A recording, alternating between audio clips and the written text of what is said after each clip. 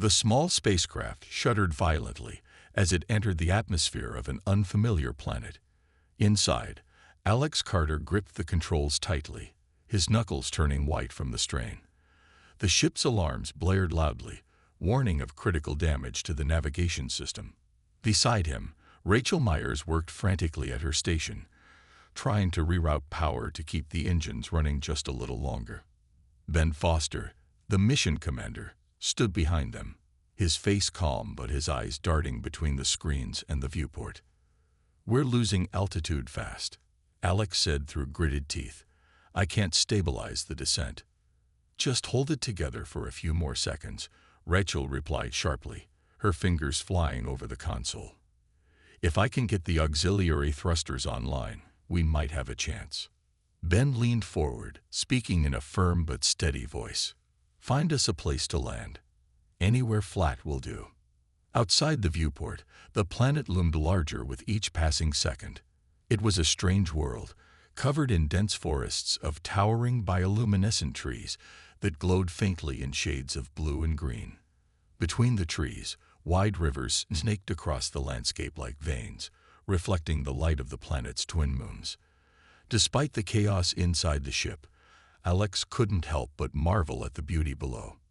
"There," Rachel pointed to a clearing near one of the rivers. "Set us down there." Alex nodded, focusing all his energy on guiding the crippled ship toward the open space. The ground rushed up to meet them, and the impact was brutal. The ship skidded across the uneven terrain, throwing everyone inside against their harnesses. Sparks flew from the control panels as circuits overloaded, and the cabin filled with the acrid smell of burning metal. Finally, with a deafening screech, the ship came to a stop. For a moment, no one moved. Then Ben unbuckled his seatbelt and stood, brushing debris off his uniform. "Status report," he demanded, his voice cutting through the silence. Rachel groaned as she pulled herself upright. "The main engine is toast. We've got minor hull breaches in sections 3 and 4, but life support is still holding, for now." Alex rubbed his forehead where it had hit the dashboard. "We're lucky to be alive. That landing could have gone much worse." Ben turned to look out the cracked viewport. "Let's hope luck holds out a little longer. We need to assess the damage and figure out our next move." The three stepped out of the ship into the cool night air. The glowing trees cast eerie shadows on the ground, and the sound of distant wildlife echoed through the forest. Rachel immediately began inspecting the exterior of the ship, muttering to herself as she noted the extent of the damage. Alex joined her, carrying a toolkit while keeping an eye on their surroundings. Ben walked a short distance away, scanning the horizon with a handheld scanner. "This place feels wrong," Alex said quietly after a few minutes. He glanced at the trees, their glow pulsing softly as if alive. "It's beautiful, sure, but something about it gives me the creeps." Rachel didn't look up from her work. "Focus, Alex. If we don't fix the ship soon, we'll have bigger problems than creepy trees." As they continued working, none of them noticed the faint shimmer in the air nearby. Hidden among the glowing foliage, a pair of golden eyes watched them silently, studying their every move. The next morning, the crew woke up to find the planet even stranger than they had realized. The glowing trees seemed to pulse in rhythm with some unseen force, and the air carried a faint hum that made their skin tingle. Alex was the first to step outside, stretching his stiff muscles after a restless night. He noticed something unusual near the edge of the clearing. A series of markings etched into a large stone slab half buried in the ground. Curious, he called Rachel and bent over. "What do you think this is?" Alex asked, crouching beside the slab. The markings were intricate, swirling patterns that looked like writing but didn't match any language they knew. Rachel knelt down, running her fingers lightly over the carvings. "It's definitely artificial. Someone, or something, made this." Ben crossed his arms, his expression thoughtful. "Could it belong to whoever lives here? If there are intelligent beings on this planet, we need to know." As Rachel examined the slab more closely, she spotted what looked like a small indentation in its center. Without thinking, she pressed her hand against it. A sudden hum filled the air, louder and sharper than before. Startled, Rachel pulled her hand back, but it was too late. The slab began to glow, and a beam of light shot upward, forming a shimmering hologram above them. The hologram showed strange shapes and symbols moving in sequence, accompanied by a deep, resonant voice speaking in an alien tongue. None of them could understand the words, but the tone was unmistakable, urgent, almost warning-like. Before they could react, the forest around them came alive with movement. Shadows darted between the glowing trees, and the golden eyes Alex had noticed the night before appeared again, this time closer. Guys," Alex said nervously, gripping the makeshift weapon he had fashioned from a piece of scrap metal. "I think we're not alone anymore." Ben stepped forward, raising his hands in a gesture of peace. "Stay calm. Let's try to show we mean no harm." From the trees emerged several tall, slender figures. Their skin shimmered faintly, reflecting the light of the glowing forest. Their eyes glowed the same golden hue Alex had seen earlier. They moved gracefully, surrounding the humans without making a sound. One of them, taller than the rest, stepped forward, holding what looked like a staff tipped with a glowing crystal. Rachel tried to speak, her voice trembling slightly. We didn't mean to intrude. We're explorers, stranded here by accident." The aliens didn't respond, at least not in a way the humans could understand. Instead, they pointed at the still active hologram, then at the humans. It was clear they weren't happy about whatever message the hologram contained. Tension mounted as neither side seemed willing to back down. Then, in a moment of panic, Alex shifted his weight, causing his makeshift weapon to clatter loudly against the ground. The noise startled one of the aliens, who reacted instinctively, swinging its staff toward him. Alex stumbled backward, tripping over a rock and falling hard onto the ground. The situation escalated quickly. Another alien lunged forward, its staff grazing Alex's arm and leaving a burn mark. Ben shouted, trying to intervene, but the chaos only grew worse. In the confusion, Rachel grabbed a fallen branch and swung it wildly, accidentally hitting one of the aliens in the leg. The alien collapsed with a pained cry, and the others immediately retreated, dragging their injured companion with them. For a long moment, the clearing was silent except for the sound of the human's heavy breathing.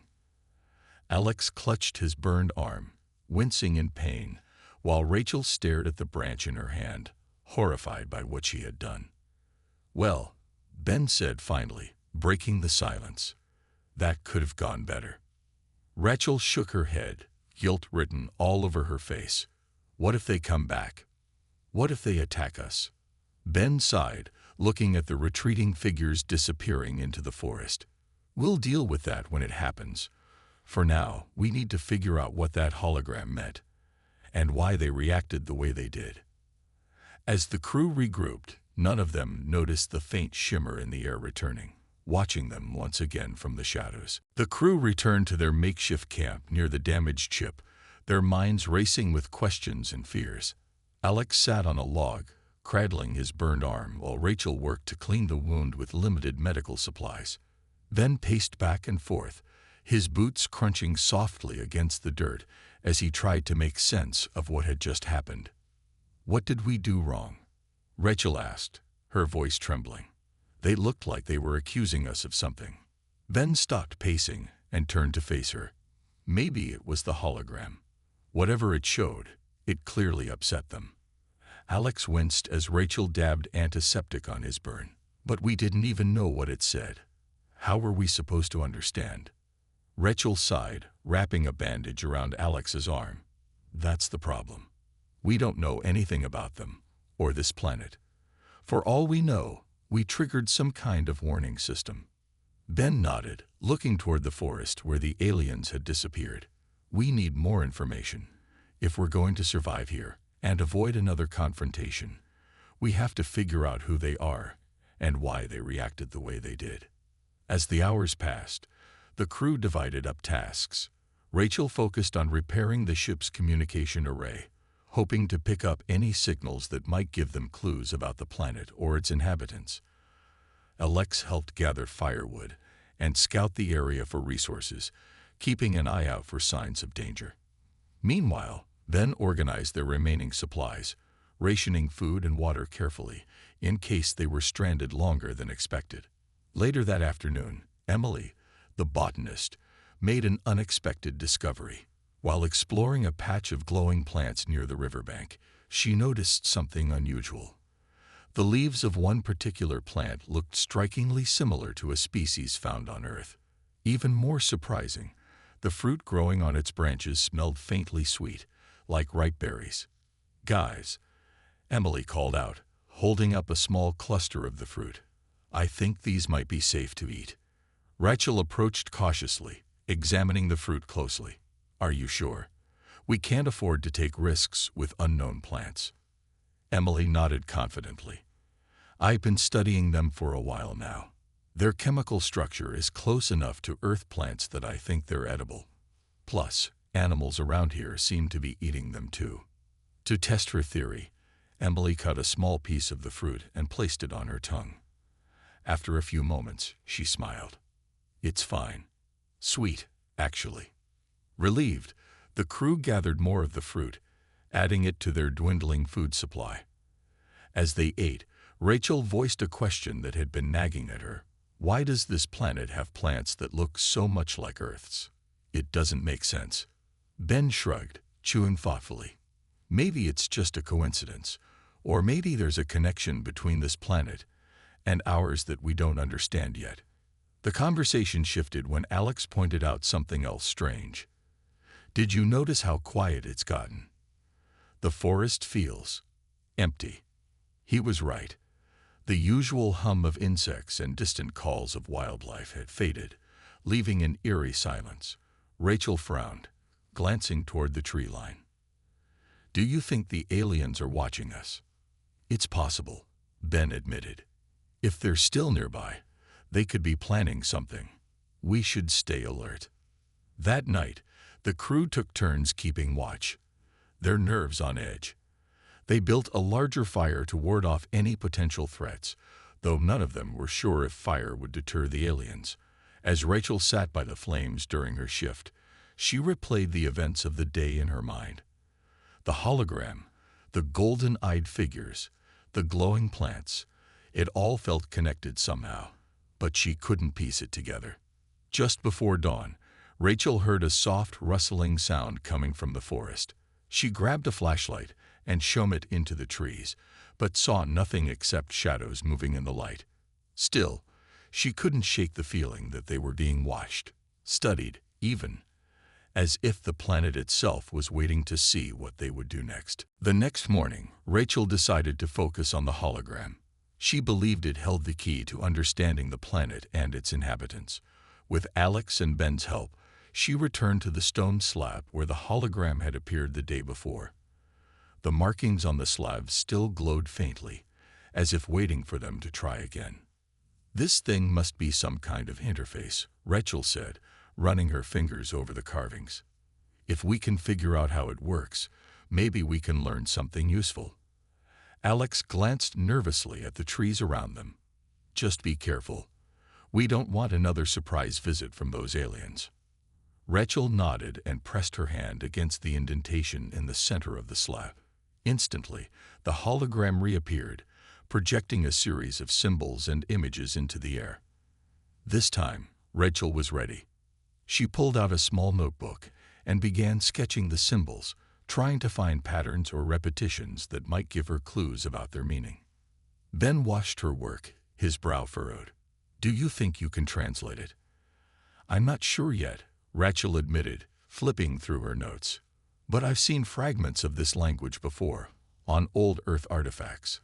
It's similar to something called Proto-Human script. Whoever made this might have been connected to humanity somehow." Her words sent a chill through the group. Alex stepped closer, staring at the glowing images. "You're saying this planet could have been visited by humans before, like ancient humans?" "It's possible," Rachel replied. Or maybe there's an even deeper connection. These symbols are advanced, but they're based on principles we recognize. It's like whoever created them knew us, or came from us. As Rachel continued working, Ben wandered a short distance away, scanning the ground for anything unusual. His foot hit something hard, and he bent down to investigate. Buried partially in the dirt was a small metallic object shaped like a disc. He picked it up and brushed off the soil, revealing intricate engravings that matched the ones on the slab. "Rachel," Ben called, holding up the disc. "Look at this." Rachel hurried over, her eyes widening as she examined the object. "This is incredible. It's like a piece of technology, but ancient. Maybe it's a key to unlocking more of the hologram." She placed the disc onto the slab, aligning it with a matching groove. The moment it clicked into place, the hologram changed. Instead of random symbols, a clear map appeared, showing networks of underground tunnels and chambers spread across the planet. At the center of the map was a large structure marked with a symbol that looked like a sunburst. "What is that?" Alex asked, pointing to the central structure. "I don't know," Rachel said, her voice filled with awe. "But it looks important. If we can get there, maybe we'll find answers." Before they could discuss it further, Emily arrived, carrying a bundle of the edible fruit she had discovered earlier. "I found something else," she said excitedly.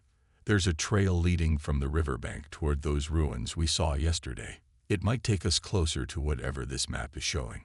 The group exchanged glances, weighing the risks. They didn't know what dangers lay ahead, but staying put felt just as risky. Ben finally nodded. "We'll follow the trail, but we need to stay alert. If the aliens are watching us, they might not like us poking around their territory." With the map guiding them, the crew packed up their supplies and set off along the trail. The forest grew denser as they walked, the glowing trees casting strange shadows on the ground. Every sound made them jump, and every movement in the underbrush set their nerves on edge. After hours of walking, they reached a massive stone archway half covered in vines. Beyond it lay the entrance to a dark tunnel, its walls lined with the same glowing symbols they had seen on the slab. Rachel hesitated at the threshold, her heart pounding. "This is it," she whispered. "Whatever secrets this planet holds, they're inside here." As they stepped into the tunnel, none of them noticed the faint shimmer in the air above, watching their every move. The tunnel was dark and cool, its walls glowing faintly with the same symbols they had seen on the slab and the map. Rachel led the way, holding a flashlight while the others followed closely behind. The air smelled damp, and the sound of their footsteps echoed softly against the stone. Every now and then, Alex would glance over his shoulder, half expecting to see golden eyes watching them from the shadows. "This place gives me the creeps," Alex muttered under his breath. "It's like it's alive." "It might be," Rachel replied, her voice steady despite the unease in the group. "These symbols, they're not just decorations. They're part of some kind of system. Maybe energy flows through them." Ben stayed silent, keeping an eye out for any signs of danger. He didn't like how quiet it was inside the tunnel. Even the forest outside had been full of sounds, chirping insects, rustling leaves. But here, there was only the hum of the glowing symbols and their own breathing. After what felt like hours, the tunnel opened into a large chamber. The ceiling stretched high above them, supported by stone pillars carved with intricate designs. In the center of the room stood a pedestal, similar to the slab they had found earlier, but this one was intact and covered in more of the glowing symbols. Above it, a hologram hovered, showing a series of images that seemed to tell a story. Rachel approached the pedestal cautiously, her eyes scanning the hologram. "This is it," she said quietly. "This might explain everything." The hologram showed scenes of a thriving civilization, a species of tall, elegant beings building cities, farming fields, and exploring the stars. But as the images progressed, the tone shifted. The once prosperous world began to crumble, its people fleeing in ships as their cities collapsed into ruins. The final image showed a single figure standing alone, surrounded by darkness. "What happened to them?" Emily asked, her voice barely above a whisper. Rachel shook her head. "I'm not sure, but I think they were experimenting with something dangerous. Maybe genetic manipulation or advanced technology. Whatever it was, it destroyed them." Before anyone could respond, a low rumble echoed through the chamber. The ground beneath their feet trembled, and dust fell from the ceiling. Alex instinctively grabbed Emily's arm, pulling her back toward the wall. "What's going on?" "I don't know," Ben shouted, looking around for the source of the disturbance. "But we need to get out of here." The trembling stopped as suddenly as it had started, leaving the group shaken but unharmed. As they caught their breath, a new sound reached their ears, a soft, rhythmic clicking. It was coming from the far side of the chamber, where another doorway stood partially hidden by fallen debris. "Do you hear that?" Alex whispered, gripping the makeshift weapon he had brought along. "Something's moving out there." Rachel hesitated, torn between curiosity and caution. "We should check it out. If there's someone, or something, out there, we need to know." Against their better judgment, the group moved toward the doorway. Pushing aside the debris revealed a narrow passage leading deeper into the underground complex. The clicking grew louder as they advanced, accompanied by the faint glow of light ahead. When they reached the end of the passage, they found themselves in another chamber, smaller than the first, but no less impressive. At its center stood a group of figures, tall and shimmering, with golden eyes that glowed like lanterns in the dim light. It was the aliens they had encountered before, but this time they weren't alone. Among them was Kellis, the leader who had spoken to them during their first meeting. Kellis stepped forward, his expression unreadable. "You have come far," he said in halting but understandable speech. "Why do you seek our truth?" Ben stepped forward, raising his hands in a gesture of peace. "We didn't mean to intrude. We're stranded here. All we want is to understand." Kayla studied him for a moment before nodding slowly. "Very well. But beware, the truth may change you." As the aliens began to move aside, revealing another holographic display, Rachel felt a mix of excitement and dread. Whatever secrets lay ahead, she knew they were about to uncover something far greater and far more dangerous than they had imagined. The new hologram flickered to life, its images sharper and more detailed than the ones they had seen before. Rachel leaned forward, her eyes wide as she took in every detail. The first scene showed the planet as it once was, a lush, vibrant world teeming with life. Strange creatures roamed the forests, and the skies were filled with flocks of bird-like beings. But then the focus shifted to a group of tall, elegant figures, the same species as the aliens standing before them. "These are the Valeth," Kalis explained, his voice low and measured. "We came here long ago, after our own world fell to ruin." Rachel nodded slowly, piecing together the story. "You weren't the first ones here, though, were you?" Kalis hesitated, then gestured for the hologram to continue. The next image showed a different species, shorter, stockier, with features that seemed oddly familiar to the humans. They were building machines, conducting experiments, and working with strange tools. Their cities were vast and advanced, far beyond anything the crew had seen on Earth. "These were the creators," Kellis said. "They built this world, or rather, they reshaped it to suit their needs. But they sought power beyond their control. In their quest for perfection, they unleashed destruction upon themselves." A hologram shifted again, showing the creators' downfall. A massive explosion consumed one of their cities, sending shockwaves across the planet. Fires raged, and the skies turned black with ash. Survivors fled underground, only to succumb to illness or starvation. By the time the Valeth arrived, the creators were gone, leaving behind only ruins and relics. Rachel's breath caught as she noticed something else in the images. Among the creators' tools and machinery were symbols that matched the ones on the stone slab, and even more shockingly, some of them resembled ancient human writing. "Do you see it?" Rachel whispered to Ben. These people, they're connected to us somehow. Ben frowned, his mind racing. But how? Humans have never been to this planet before. Kellis overheard their conversation and stepped closer.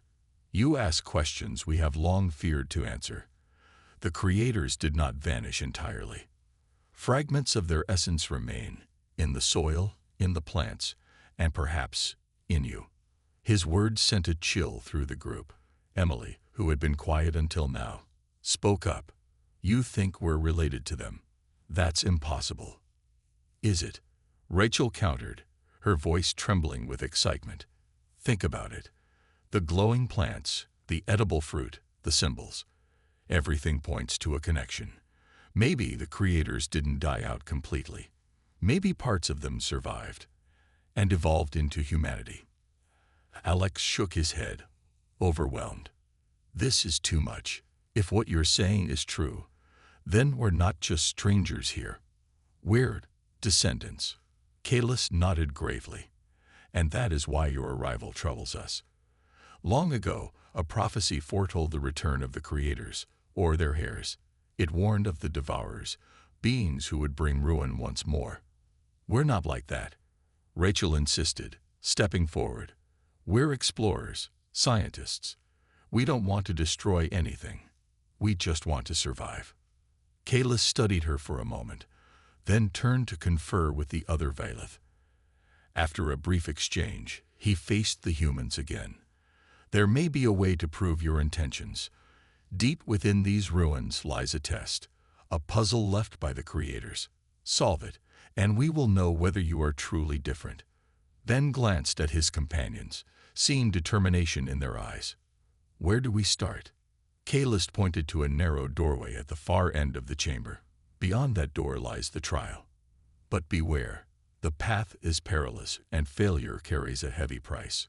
Without hesitation, the crew moved toward the doorway, their hearts pounding with a mix of excitement and fear. As they stepped through, none of them noticed the faint shimmer in the air, one last watchful presence observing their journey. The narrow doorway opened into a long, dimly lit corridor. The walls were lined with the same glowing symbols that had appeared throughout the ruins, casting an eerie light on the group as they moved forward. Rachel led the way, her flashlight cutting through the shadows, while Alex kept a close eye on their surroundings. Ben stayed near the back, ensuring no one lagged behind. This place feels wrong, Emily whispered, clutching her bag tightly. It's like the walls are watching us. They probably are, Alex muttered, glancing at the shifting patterns of light on the walls. Let's just focus on finding this puzzle and getting out of here. As they progressed, the corridor began to change. The smooth stone walls gave way to jagged edges, as if the tunnel had been carved hastily by something or someone long ago. Strange markings appeared alongside the glowing symbols, some resembling claw marks, others looking like warnings scrawled in desperation. Rachel paused to examine them, but shook her head after a moment. I don't recognize these, she admitted. They're not part of the creator's language. Maybe they were left by the Vailith, or whoever came after them. Ben frowned, his hand resting on the hilt of a makeshift weapon. If this is supposed to be a test, it's already starting to feel dangerous.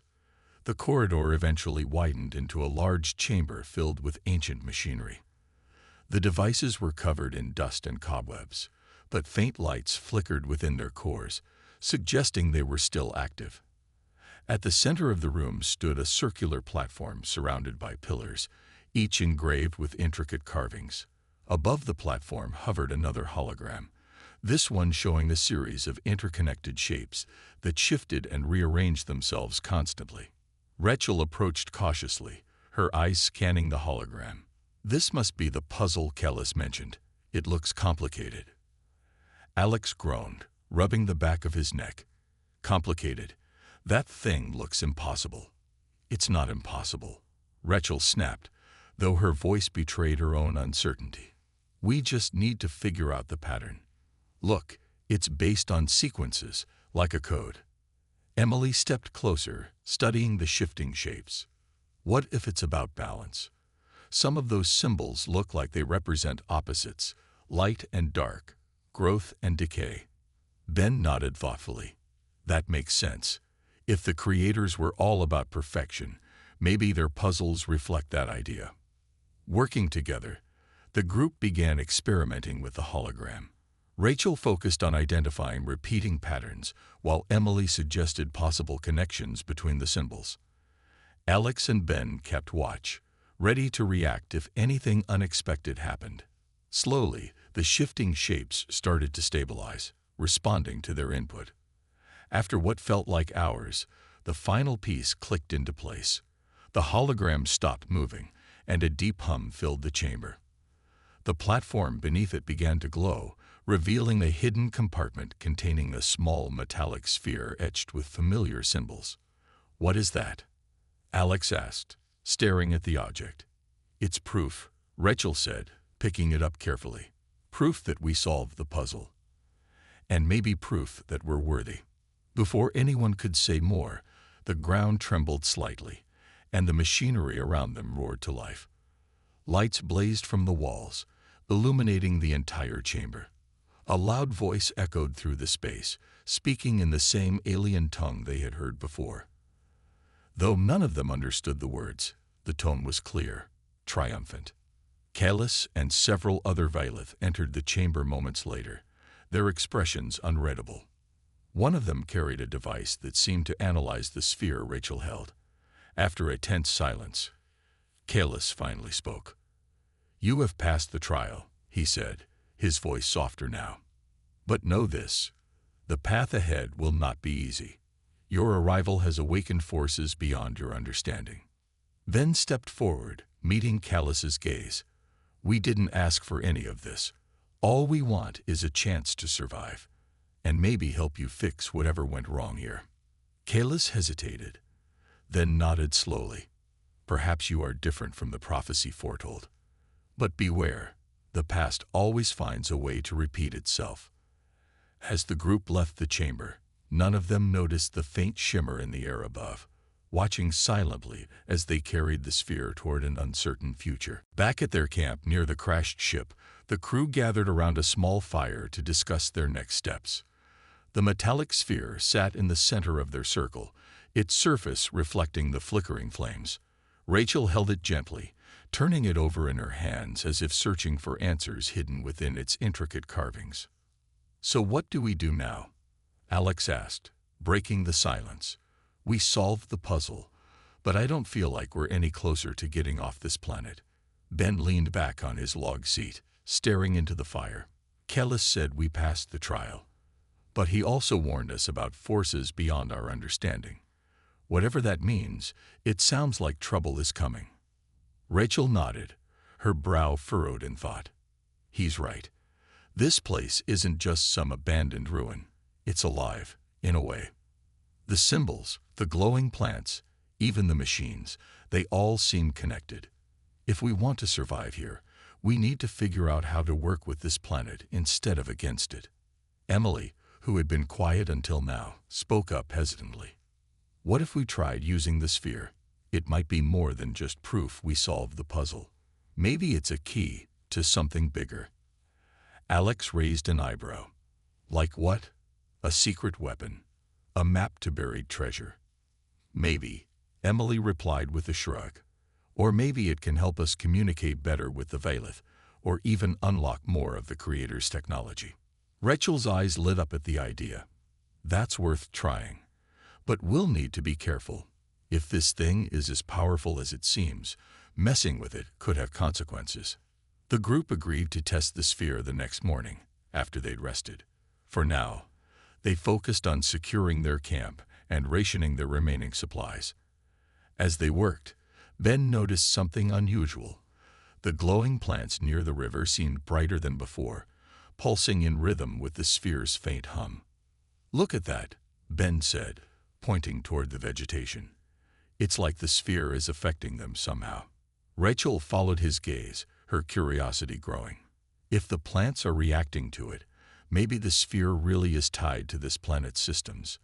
That could be useful, if we can figure out how to control it. Later that night, As the others slept, Rachel stayed awake by the fire, studying the sphere under the light of her flashlight. She traced its carvings with her fingers, feeling a strange warmth emanating from its surface. Suddenly, the sphere began to glow softly, projecting a miniature hologram onto the ground. The image showed a network of tunnels and chambers, similar to the map they had seen earlier. But this one included new details, including locations marked with symbols resembling crops and water sources. Rachel gasped, waking Alex, who was on watch. "Alex, look at this. The sphere's showing us resources we didn't know about." Alex rubbed his eyes and squinted at the hologram. "So it's like a guide. That could come in handy."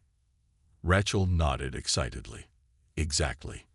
If we use this information, we might be able to grow more food, or even find materials to repair the ship." The next morning, the group decided to act on the sphere's clues. They packed their gear and set out toward one of the marked locations, a large underground chamber near the riverbank. Along the way, they encountered patches of the glowing plants, which seemed healthier and more abundant than ever before.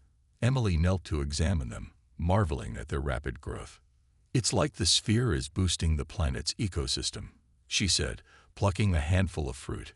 "If we can replicate this effect, we could create sustainable food sources, not just for us, but for the Valith too." By the time they reached the chamber, their spirits were high. Inside, they found shelves lined with jars containing seeds and samples of plant matter. Nearby, ancient irrigation systems hummed quietly, still functional after centuries. Rachel grinned as she examined the setup. "This changes everything," she said, her voice filled with hope. "With this technology and the sphere, we can start rebuilding, not just for ourselves, but for everyone on this planet."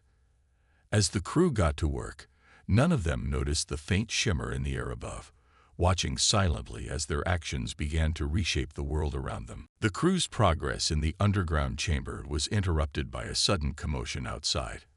Alex, who had been checking the irrigation system, rushed back into the main room with a worried expression. "We've got company," he said quickly. "A group of Valith is heading this way, and they don't look friendly." Ben grabbed his makeshift weapon and moved toward the entrance, peering out cautiously. Sure enough, a dozen Valith were approaching, their golden eyes glowing fiercely in the dim light. Unlike Callus and the others they had met before, these aliens carried weapons, long staffs tipped with crackling energy, and their movements were aggressive. "This isn't good," Ben muttered, stepping back inside. "They're not here to talk." Rachel looked up from the sphere, her face pale. "Do you think they know we're using the Creator's technology? What if they see us as a threat?"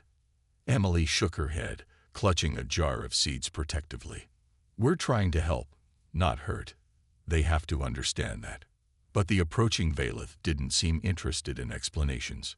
Their leader, a tall figure with jagged markings on his armor, stepped forward and pointed his staff at the group. "You trespass where you do not belong," he growled in broken but understandable speech. "Leave now or face the consequences." Halleck stepped forward, raising his hands in a gesture of peace. "We're not trying to cause trouble. We're just trying to survive, and maybe make things better for everyone." The Valith leader sneered, his voice dripping with disdain. "Better. You are descendants of the destroyers. Your kind brings ruin wherever it goes." Before anyone could respond, one of the Valith raised his staff and fired a bolt of energy. It struck the wall near Rachel, sending shards of rock flying. The group scrambled for cover, their hearts pounding as the chamber erupted into chaos. "We can't fight them," Rachel shouted over the noise. "We need to show them we're not enemies." Ben nodded, his mind racing. "Use the sphere. If it's connected to this place, maybe it can help us turn the tide." Rachel hesitated for a moment, then held the sphere aloft. Its glow intensified, bathing the chamber in soft light. The Valith paused, their expressions shifting from anger to confusion. The leader lowered his staff slightly, staring at the sphere with wide eyes. "What trickery is this?"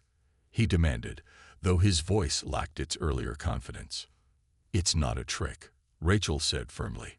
"This belongs to the creators, and so do all of you. We're not here to take anything. We're here to fix what's broken." For a tense moment, no one moved. Then the shimmering air above the chamber rippled, and Callus appeared, flanked by several other Vailith. His presence seemed to calm the hostile group, though their distrust remained palpable. "These humans speak the truth," Callus said, addressing the leader. "They have proven themselves worthy through the trial. To harm them now would be to dishonor our ancestors." The leader scowled but reluctantly lowered his weapon. "Very well, but if they fail, the price will be theirs to pay." As the hostile Vailith retreated, Callus turned to the crew, his expression unreadable. "You tread dangerous ground. Not all among us trust your intentions or your bloodline. Be cautious." With that, he disappeared into the forest, leaving the group shaken but determined. Rachel clutched the sphere tightly, her resolve hardening. "We've come too far to give up now. If we can keep proving ourselves, maybe we can change their minds, for good." As they returned to their work, none of them noticed the faint shimmer in the air lingering nearby, watching silently as their actions continued to ripple through the planet's ancient systems. Weeks passed, and the crew's efforts began to transform the planet in ways they hadn't imagined. The glowing plants flourished under the sphere's influence, spreading across the land like veins of light. Crops grew faster and healthier than ever before, providing food not only for the humans, but also for the Vailith who had started to visit the underground chamber. Slowly, trust began to build between the two groups, though tension still lingered. Rachel worked tirelessly to repair the ship's communication array, using parts salvaged from the ruins and new materials gathered from the planet. One evening, as the suns dipped below the horizon, she activated the system for the first time. A faint signal pulsed through the air, reaching out into the vastness of space. "We've got a signal," she said, her voice trembling with excitement. "If there are any other human ships out there, they'll hear us." Alex grinned, leaning against the console. "Finally, some good news. Maybe we won't be stuck here forever." But Ben shook his head, his expression thoughtful. "Even if help comes, do we really want to leave? Look at what we've done here. This place could become something amazing if we stay and keep working." Emily nodded, holding up a jar of freshly harvested seeds. "He's right. We've made a difference already. Imagine what we could do with more time and more people." The idea took root in their minds. Over the next few days, they discussed it openly with Callus and the other Vailith. To their surprise, many of the aliens were receptive to the idea of collaboration. Though some still harbored doubts about humanity's intentions, most saw the benefits of working together to rebuild the planet. Callus himself seemed conflicted but ultimately supportive. "Your kind carries the legacy of the creators," he said during one meeting. "Perhaps this is your chance to prove you are different, to honor their memory rather than repeat their mistakes." With the Vailith's help, the crew expanded their settlement near the crashed ship, turning it into a hub of innovation and cooperation. They taught the Vailith advanced farming techniques, while learning about the planet's unique ecosystems. Together, they uncovered more of the Creator's technology, adapting it to improve life for everyone. Months later, the beacon Rachel had built finally paid off. A distant ship responded to their signal, its crew eager to investigate. When the newcomers arrived, they were astonished by what they found: a thriving community where humans and Vailith lived side by side, united by a shared purpose. As the settlement grew, Alex stood on a hill overlooking the glowing forests, the twin moons casting their light over the landscape. He felt a sense of pride he hadn't known was possible. "We didn't mean to take over this planet," he said softly to himself. "But maybe that's exactly what we were supposed to do." Behind him, Rachel joined him on the hill, smiling as she gazed at the stars. "Who knows? Maybe this is just the beginning, for all of us." In the distance, the faint shimmer in the air lingered one last time before fading away, satisfied that the planet's future was in capable hands.